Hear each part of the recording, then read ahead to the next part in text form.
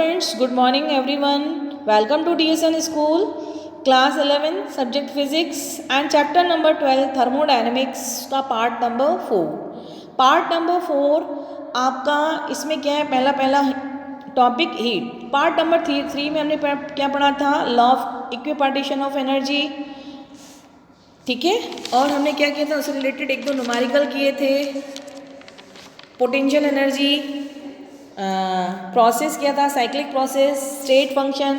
आज हम पढ़ेंगे पार्ट नंबर 4. पार्ट नंबर 4 में आपका हीट है. हीट आपका इसका डेफिनेशन क्या है, energy exchange between system and surroundings. Energy exchange between system and surroundings. Heat क्या है कि एक form of transfer of energy. It's a form of transfer of energy. Heat क्या एक फॉर्म है एनर्जी को ट्रांसफ़र करने की. When there is a temperature difference. लेकिन कब, जब टेम्परेचर क्या हो, डिफरेंस हो. दोनों का कोई भी अगर दो बॉडी ले रहे हैं उनमें टेम्परेचर क्या होना चाहिए, डिफरेंस होना चाहिए. सेम टेम्परेचर पे क्या हो जाएंगे, वो कांस्टेंट पे आ जाएंगे, उनका टेम्परेचर सेम हो जाएगा. ओके. अब आपका हीट का सिंबल क्या होता है, क्यू. यूनिट क्या होती है आपकी, जूल. और कॉमन यूनिट क्या होगी, कैलोरी. क्या होगी, कैलोरी. जिसमें सी का वैल्यू आपका क्या है, आपका 4.182 जूल. क्या है आपका 4.182 जूल. ये आपकी 1 कैलोरी का वैल्यू है. इसमें हमने एक नोट में लिख रखा है कि heat given to the system, positive में आएगा. यानी कि सिस्टम को हीट क्या कर रही है, मिल रही है, ले रहा है, मिल रही है, यानी कि उसकी हीट ज़्यादा हो रही है, यानी कि वो पॉजिटिव होगा. और फिर सेकेंड पॉइंट है, heat given by the system, दी जा रही है सिस्टम के द्वारा, यानी कि हीट क्या हो रही है आपकी, कम हो रही है, यानी कि negative.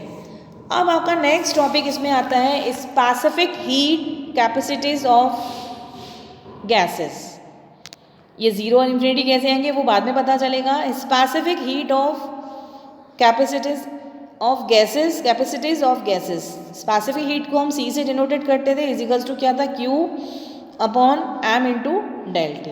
For a isothermal process, isothermal 1 point और 2 पॉइंट देखिए, आइजोथर्मल प्रोसेस में आपका टी क्या था, आपका कांस्टेंट, तो डेल टी इजिकल्स टू 0. ठीक है, तो यहाँ से स्पेसिफिक हीट फॉर अ आइजोथर्मल के लिए क्या आएगी, क्यू जो भी वैल्यू होगी, अगर डेल टी की जगह अपन 0 रखेंगे तो किसी भी नंबर को अगर 0 से डिवाइड करते हो तो क्या आएगा, इन्फिनिटी. ओके, ये आया इसीलिए इन्फिनिटी. सेकेंड वाला आपका क्या, एडियाबैटिक प्रोसेस, जिसमें आपका जो क्यू है, हीट है, वो 0 है. हीट एक्सचेंज, यानी कि क्यू की जगह 0 रखेंगे तो कैपेसिटी और हीट जो आएगी फॉर एडियाबैटिक के लिए क्या आएगी, 0. तो वही लिखा है, specific heat capacities of gases के लिए एक 0 और एक इन्फिनिटी. आइजोथर्मल के लिए 0 और एडियाबैटिक के लिए 0. अब आपका आ रहा है एट कांस्टेंट वॉल्यूम. वॉल्यूम क्या है आपका, कांस्टेंट है. Specific heat capacities at constant volume. Constant value यानी कि C V equals to Q upon M del T. अगर हम 1 ग्राम गैस पे एक ग्राम गैस पे टेम्परेचर अगर 1 डिग्री सेल्सियस है तो वहाँ क्यू इजिकल्स टू क्या हो जाएगा, सी वी. यानी कि डेल टी भी आपका 1 डिग्री सेल्सियस, जो एम है वो भी आपका 1 ग्राम का, तो उसमें क्यू इजिकल्स टू क्या हो जाएगा, सी वी. ऐसे ही आपका at constant pressure, specific heat for constant pressure, C P equals to आपका Q upon M del T. यहाँ भी वही आएगा, 1 ग्राम गैस यानी कि एम जो है आपका 1 ग्राम है. टेम्परेचर भी अगर हमने उसको 1 डिग्री सेल्सियस दिया है, टेम्परेचर फॉर 1 डिग्री सेल्सियस, तो वहाँ क्यू इजिकल्स टू क्या हो जाएगा आपका, C P. At a constant volume, at a constant pressure, C V equals to Q upon M del T, C P equals to Q upon N del T. 1 gram gas और 1 gram temperature पे क्या होगा, Q equals to C V और Q equals to C P. जो हमने लिखी थी बोली थी अभी डेफिनेशन, वही लिखी हुई है यहाँ पे. Amount of heat required to raise the temperature of unit mass, यानी कि 1 unit of a gas by unit degree Celsius at constant. Okay. अब आपका जो आ रहा है, ये तो 1 ग्राम के लिए हो गया. अब आपका आ रहा है जो molar specific heat capacities. Molar capacity, इसमें जो सी आएंगे वो कैपिटल सी आएंगे. अभी तक जो हम बात कर रहे थे small C, specific heat capacitance at constant volume at constant pressure. अब आपकी मोलर स्पेसिफिक हीट कैपेसिटीज, इसका डेफिनेशन क्या है? Amount of heat required to raise the temperature of 1 mole of a gas, एक गैस के 1 मोल के लिए बाय 1 डिग्री सेल्सियस। तो molar specific heat capacity at constant value, ये जो सी है आपका कैपिटल सी है, वो था आपका 1 ग्राम गैस के लिए, ये है 1 मोल ऑफ अ गैस, तो यानी कैपिटल सी आएगा, capital C V is equals to Q upon N del T. ऐसे ही आपका molar specific heat constant at a constant pressure, इसमें भी आपका सी बड़ा आएगा, C P is equals to Q upon N del T.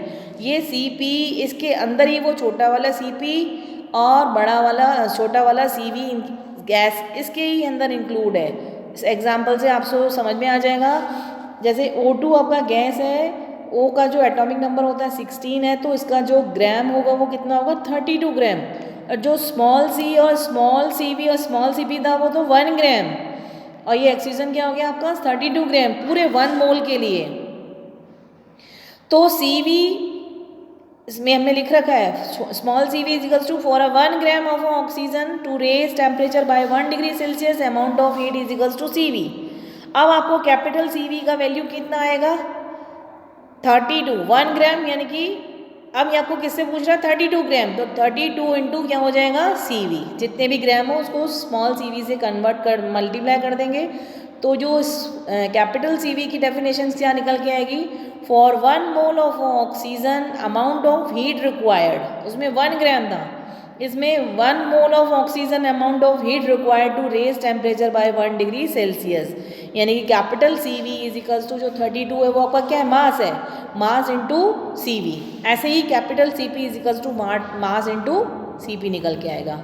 Okay, ये 1 mole के लिए, वो 1 गैस के लिए। एक आपका इंपॉर्टेंट रिलेशन आता है कि सी पी और सी वी में क्या रिलेशन है? 1 मार्क के लिए कभी आता है कि C P minus C V is equals to R for any gas always, ये क्या जो रिलेशन है ऑलवेज क्या होता है? ट्रू होता है किसी भी गैस के लिए। इससे रिलेटेड न्यूमेरिकल देखिए, फॉर N2 जहाँ मास आपका कितना होता है? एटॉमिक नंबर N का 14, तो N2 है तो 28 हो जाएगा। The value of C P minus C V, value of क्या पूछ रहा है आपसे? C P minus C V, जहाँ ए ऑप्शन है आपका 14R, बी आपका R upon 14, C 28R, D is equals to R upon 28। D option right होगा। कैसे? देखिए, C P minus C V is equals to क्या होता है आपका? R, तो सी पी की जगह N C P minus M C V is equals to R. 28 हमने रख दिया, 28 अगर हम कॉमन लेंगे तो अंदर आपका बचेगा C P minus C V is equals to R upon 28, कहाँ जाएगा आपका? नीचे, यानी कि D option is right. Okay, अब देखिए आपका heat for a constant volume is equals to क्या आया था आपका? N C V del T. Heat for a pressure N C P del T, C V is equals to F upon 2 R, C V is equals to F upon 2 R, क्योंकि जो आपका C P is equals to, आपको C V की value याद रखनी पड़ेगी कि C V क्या होता है आपका? एफ अपॉन 2 आर होता है ये वैल्यू। तो यहाँ से सी पी का वैल्यू आप इजी वे में निकाल सकते हो, C P is equals to R plus C V, क्या हो जाएगा? आर प्लस सी वी, और आर आपका कितना है आपका? एफ अपॉन 2 प्लस 1, और आर प्लस सी वी, क्योंकि क्या होता है आपका जो रिलेशन होता है वो क्या होता है? C P minus C V is equals to R. Okay, तो C P is equals to R आपका दूसरी तरफ चला जाएगा, सी वी आपका दूसरी तरफ चला जाएगा तो प्लस का हो गया, और सी वी की वैल्यू कितनी है आपकी? F upon 2 R, value substitute कर दी, आपका आर दोनों साइड कॉमन आ रहा है तो एक तरफ बचेगा आपका एफ अपॉन 2 प्लस 1, जहाँ एफ क्या है? Degree of freedom, depends upon atomicity of gas. किस पे डिपेंड करता है? Atomicity of gas. Mono atomic gas के लिए एफ का वैल्यू कितना था? 3, डाई एटॉमिक गैस के लिए एफ का वैल्यू 5, पॉली एटॉमिक गैस के लिए एफ का वैल्यू 6। ओके, अगर आपकी उसमें वाइब्रेट वाली एनर्जी यूज़ हो रही है एट अ हाई टेम्परेचर पे, दो मॉलिक्यूल्स क्या हो जाएंगे? बढ़ जाएंगे, तो वहाँ F5 हो जाएगा, डाई एटॉमिक के लिए F7 हो जाएगा, और पॉली एटॉमिक के लिए F कितना हो जाएगा? 8। मोनो एटॉमिक के example helium, neon, argon, oxygen और नाइट्रोजन, और इसमें ओजोन। अब आपका एक रिलेशन आता है gamma is equals to C P upon C V. It's important relation, इसको लर्न कर लें कि gamma is equals to C P upon C we.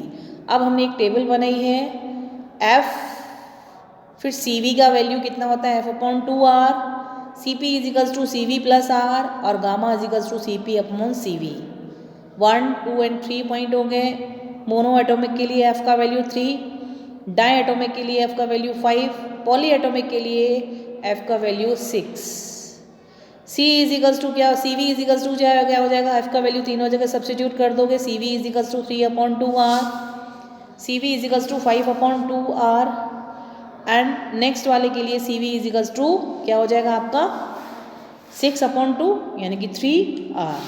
C P is equals to क्या हो जाएगा 3 अपॉन 2 प्लस 1 तो 5 अपॉन 2r। सेकेंड वाले के लिए डाई एटॉमिक के लिए C P is equals to 5 upon 2 plus 1 यानी कि 7 अपॉन 2r, और थर्ड वाले के लिए C P is equals to 3r plus r यानी कि 4r।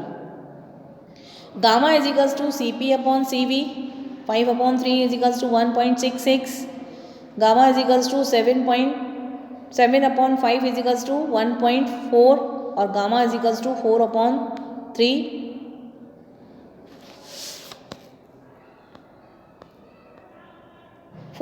Is equals to 1.33।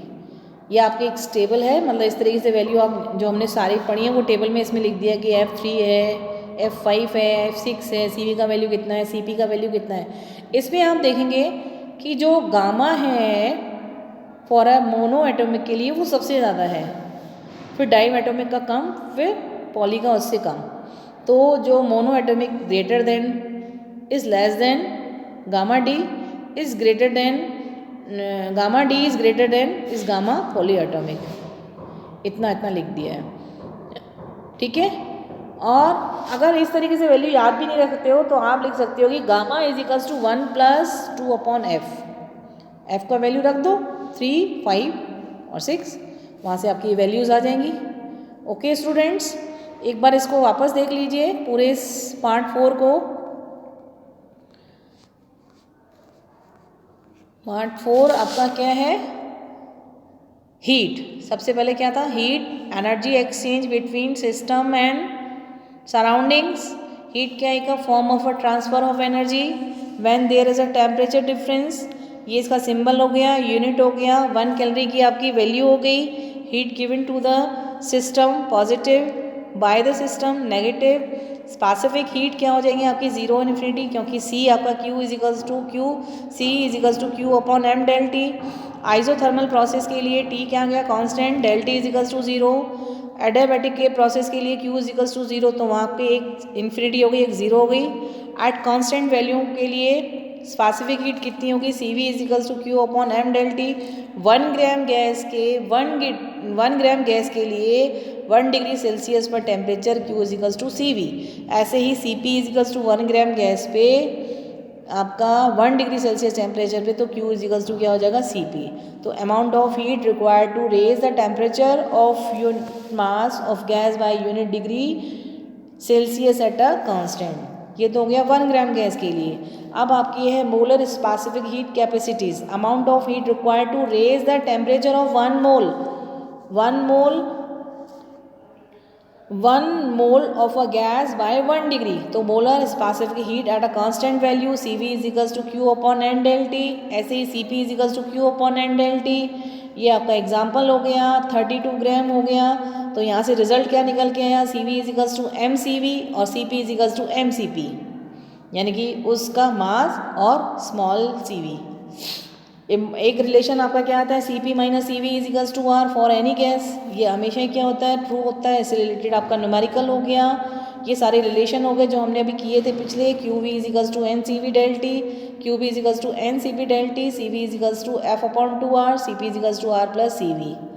Okay, CV का वैल्यू आपको यहाँ पे याद रखना पड़ेगा, क्या होता है F अपॉन 2R। यहाँ से CP की वैल्यू आप फाइंड आउट कर सकते हो। Where F is equals to degree of freedom depends upon atomicity of gas.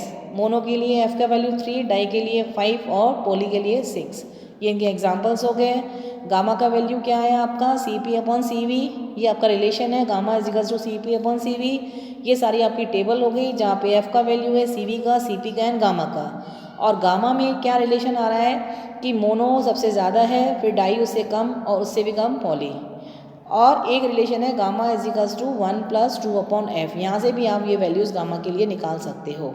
Okay student, इस पार्ट नंबर 4 को हम यहीं फिनिश करते हैं। ओके।